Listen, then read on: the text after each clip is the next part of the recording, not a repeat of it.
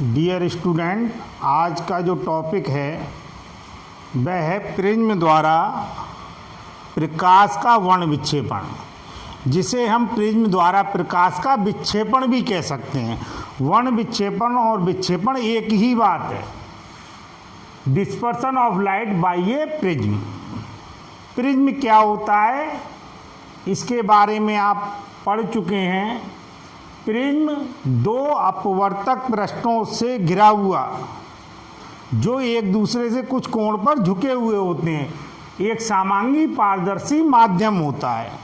तो आज आपको बताना है, श्वेत प्रकाश की किरण जब किसी प्रिज्म से होकर गुजरती है तो वो अपने अवयवी 7 रंगों में विभाजित हो जाती है।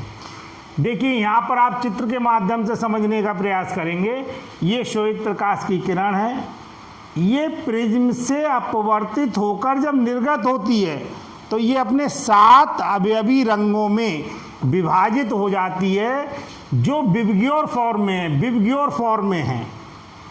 अब विबग्योर फॉर्म में 7 अवयवी रंगों में विभाजित होने की जो घटना है वो क्या कहलाती है? वर्ण विक्षेपण। अगर हम वर्ण विक्षेपण की डेफिनेशन केवल समझना चाहें तो हम कह सकते हैं, श्वेत प्रकाश की किरण का किसी प्रिज्म से होकर गुजरने के बाद अपने 7 अवयवी रंगों में विभाजित हो जाने की जो घटना है उसी को हम वर्ण विक्षेपण कहते हैं।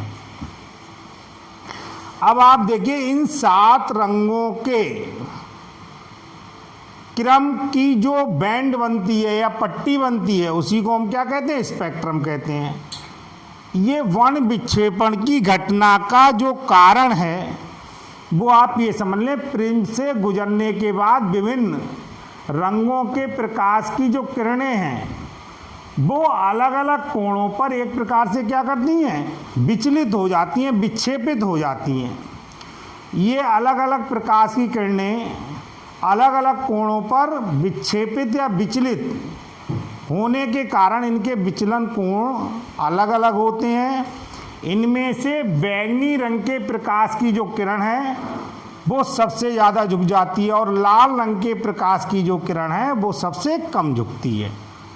इनमें आप देखिए, रंगों का जो क्रम है वो विबग्योर कहलाता है। विबग्योर। बी फॉर वायलेट है। वायलेट मीन्स क्या है? बैंगनी। आई फॉर इंडिगो है। इंडिगो मीन्स क्या है? जामुनी। बी फॉर ब्लू है। ब्लू मीन्स नीला। जी फॉर ग्रीन है। ग्रीन मीन्स हरा। वाई फॉर येलो पीला। ओ फॉर ऑरेंज नारंगी। और आर फॉर रेड लाल। ये अलग अलग रंगों की प्रकाश की किरणें अलग अलग कोणों से क्यों विचलित होती हैं? इनके लिए विचलन कोण का मान अलग अलग क्यों होता है? इसे आप 12th क्लास में डिटेल में पढ़ेंगे।